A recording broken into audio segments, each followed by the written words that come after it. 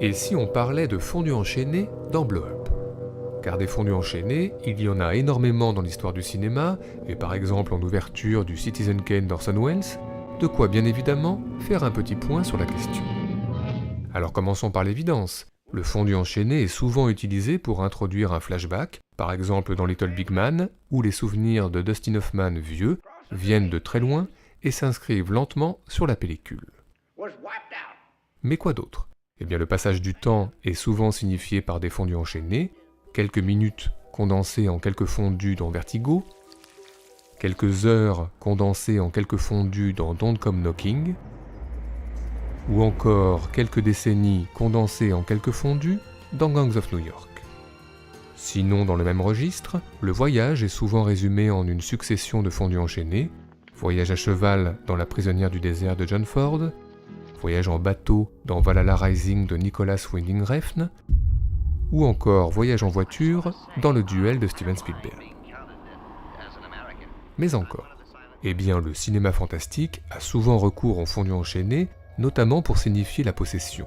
C'est dans L'Exorciste le père Mérine dont l'image est vampirisée par le diable, c'est dans Shining Wendy et Danny vampirisés par Jack Torrance, ou c'est encore dans Les Innocents de Jack Layton le valet Quint qui hante l'esprit de Deborah Kerr et donc son image. Mais à part ça, C'est pour moi que tu perds ton après-midi? eh bien le sexe au cinéma est intimement lié au fondu enchaîné, que l'acte soit suggéré comme dans Hiroshima mon amour, voilà, ou que l'acte soit moins suggéré comme dans Le Grand Bleu. À part ça, une autre forme d'excitation et d'emballement, l'inspiration littéraire, la création. Celle du Barton Fink des frères Cohen qui parvient enfin à écrire son scénario en une succession de fondus enchaînés, une idée et une image en amenant une autre, puis une autre, puis une autre, un peu comme James Caan dans Misery, une idée et une image en amenant une autre, puis une autre, etc., etc. Enfin, dans un autre registre, le fondu enchaîné illustre souvent la culpabilité, celle d'Eva Marissin dans La mort aux trousses qui envoie Cary Grant à une mort annoncée, ou encore celle de Robert Mitchum dans La nuit du chasseur, dont la responsabilité pour le meurtre de Shelley Winters est accentuée par un fondu.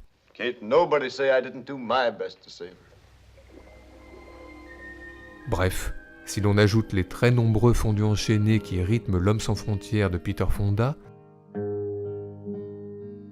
ou encore ceux du Lost Highway de David Lynch, et enfin ceux qui réaniment l'image d'Hélène Chatelain dans La jetée de Chris Marker, on peut dire que les fondus enchaînés sont au cinéma partout, ce qui nous a inspiré un petit classement. C'est donc parti pour un petit top 5 subjectif, celui des plus beaux fondus enchaînés de notre histoire du cinéma.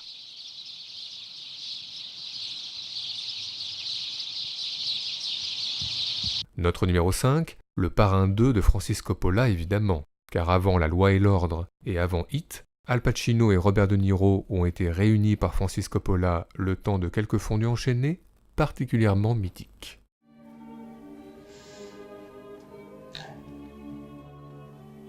Campi campi.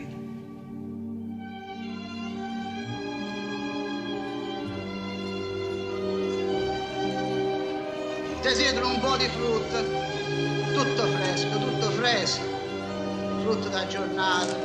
Notre numéro 4, l'ouverture de 12 hommes en colère de Sidney Lumet. Le sort d'un jeune délinquant lié à la décision d'un jury, un juré, Henri Fonda, qui doit convaincre un autre juré, puis un autre, bref, tous dépendant les uns des autres, une idée résumée en une poignée de fondus enchaînés.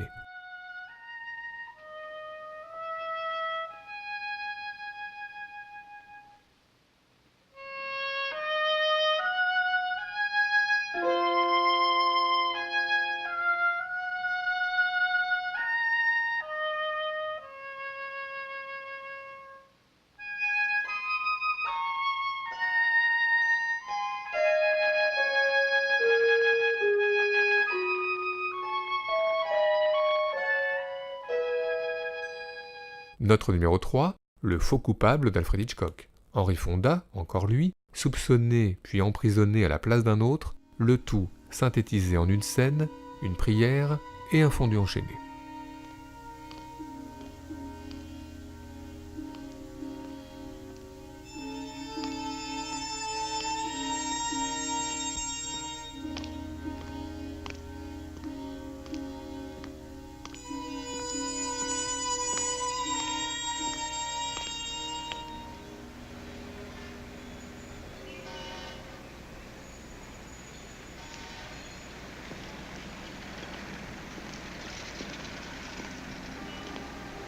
Notre numéro 2, le fondu enchaîné permet également de souligner quelques jolies rimes. C'est celle plutôt discrète dont connaît la chanson, la sculpture contemporaine de Jean-Yves Chevalier à droite, fondu enchaîné, et une pile d'assiettes dans l'évier à gauche. Mais nous avons une tendresse particulière pour une autre rime tout aussi discrète à la fin du générique du premier Mission Impossible, la fumée de la cassette autodétruite qui va bientôt se mélanger à la fumée de cigarette de John Voight et Brian De Palma de redoubler l'effet par un fondu enchaîné.